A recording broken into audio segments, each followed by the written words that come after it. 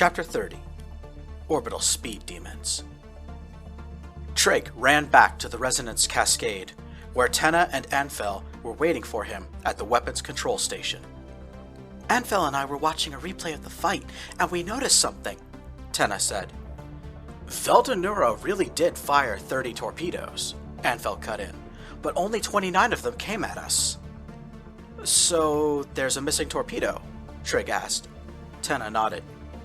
When I replayed the footage, we saw one of the torpedoes turn and burn away from us, heading into deep space, she explained. I remembered what Selborn taught me about extrapolating courses, so I did that, and... Tenna gestured to a nearby computer screen where a star chart was displayed, showing the flight path of a missing torpedo. Anfel keyed the talk button on his spacesuit, transmitting to everyone aboard the Cascade. Everyone keep your spacesuits on. It looks like we're going to have to chase a torpedo. This is Panico. We're coming aboard now, Panico's voice replied. Retract the docking port. Leave Veldanura to his fate. We must get that Keystone. Trig was certain that Tenna was on the right track. Veldanura, desperate to keep the Keystone away from would-be thieves, had placed it inside of a torpedo and fired it into deep space. The plan was simple. Chase down the torpedo and then use one of the Cascade's utility drones to retrieve the Keystone.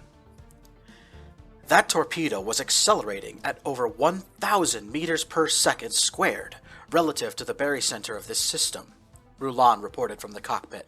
We'll have to exceed that if we're going to catch up. Everyone strap in and prepare for a high-G burn. How high are we talking? Trig asked as he returned to the pilot's seat. The risk of brain injury will be minimal, Rulon replied nonchalantly. Fatal brain injury? Even less. Once everyone was strapped into their seats, Captain Cantor gave the order. Give me maximum acceleration. Roger that, Rulon replied, accelerating to 10.5 Gs. Trig was crushed into his crash couch as the resonance cascade shot through space like a bullet from a gun. Somewhere within the vessel, Tenna and Appia both screamed. It feels like someone's standing on my chest, Appia wailed. Stay calm, Glossum ordered. Control your breathing. In through your nose and out through your mouth. Don't forget to clench your thighs. My thighs? Appia repeated. Are you hitting on me? Stops the blood from pooling in the back of your legs, Glossum said. You've got to keep your blood flowing, otherwise you'll have a stroke when we hit high G. Up in the cockpit, Trig and Rulon controlled the intercept. We are now at 7G and accelerating, Rulon called out. I have the torpedo on sensors, Trig announced. Laying in an intercept course. It's getting really hard to breathe over here. Whistle, Rulon ordered. That'll force you to breathe. In the nose, out the mouth. Trig pursed his lips together and tried to sound out a few notes. Down below, Tenna, Kara, and Appia were whistling together, trying to harmonize. 8 Gs. Trig could feel the blood running out of his nose and down the side of his neck. 9 Gs. Trig was getting tunnel vision. He could no longer see the starfield outside, only the computer display directly in front of him. 10 Gs.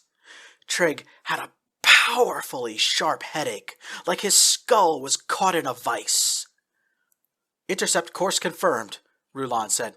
Distance at closest approach, 85 meters. Relative velocity at closest approach, 15.6 kilometers per second. Stand by for deceleration burn. Main engine cut off on my mark. 3, 2, 1. Miko! The resonance cascade abruptly shut off her engine, reducing the onboard G-forces from 10 to 0 in half a second. While Trig, Tenna, and the others caught their breath, the vessel began to fire its maneuvering thrusters, turning over until the engine was pointing into the direction of travel. The Cascade looked as though she was flying backwards through space. Now comes the tricky part, Shepminter, Rulon said. We're going to fire our engine just long enough that we'll be traveling through space at the exact same speed as our quarry. This maneuver will require perfect timing. Think you can do it? Yeah. Trig tried to inject some confidence into his voice. I think I got this part. Keeping his finger over the flight controls, Trig knew he had to wait for just the right moment, firing the engine not a moment too soon or late, and then shutting it down at the proper moment as well. Distance to target, 50 kilometers, Trig reported. 40. We're in visual range now. Stand by for engine startup in 3, 2, 1. Go! Trig pushed the engine to full throttle. The warship lurched, pushing everyone back into their seats. Trig kept his eye on a digital stopwatch on the corner of the screen, counting the seconds he needed to sustain the burn. Stand by for Miko, Trig announced. On my mark, 3, 2, 1, Miko! Trig powered down the engines. The Cascade became a zero-gravity environment once again. Intercept complete, Trig said. Distance to target, 47 meters. Relative velocity, 0.3 meters per second. On the left side of the cockpit, Captain Cantor clapped his hands. Well done, Shepminter, he said. All right, Honora, it's your turn. Power up one of the utility drones and launch it when you're ready. The Cascade flew alongside the spent torpedo. The weapon had long ago run out of fuel and was drifting aimlessly through space. Tenna donned a virtual reality headset that would allow her to pilot the drone from her seat. Launching from the cargo bay, the utility drone maneuvered through space by means of argon-fueled ion thrusters. Tenna brought the drone to within half a meter of the torpedo and scanned it. I've got something, Tenna reported. The nuclear warhead is disabled. Part of the detonation mechanism is missing. And, there's an object lodged inside of the detonator. Something the scanner says is made of 90% volucite. That's it, Ponico exclaimed. The Keystone was originally carved from volucite. It must be one of the shards. Moving with great care, and some really helpful advice from Selborne, Tenna used the wide array of tools on the drone to cut the warhead off.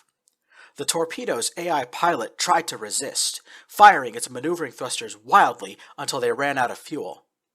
Once she managed to slice the nuclear warhead off the rest of the weapon, the drone gave it a shove, sending the dangerous explosive spinning away into deep space. Then, the rest of the torpedo was carried aboard the Resonance Cascade. Finally, to make certain the warhead did not threaten the nearby trade station, Anthel fired a single torpedo from the Cascade, vaporizing the warhead in the subsequent blast. Finally, after a long and difficult day of fighting and racing, Trig, Tenna, Ponico, and the rest of the crew gathered in the cargo bay to see their prize. Using a cutting torch, Glossum and Bronley opened up the torpedo, removed a small, glittering stone, and passed it to Trig. Trig and Tenna huddled together and brought their Keystone shards together. All 3 pieces interlocked perfectly. 3 down, Trig said. 3 to go, Tenna replied.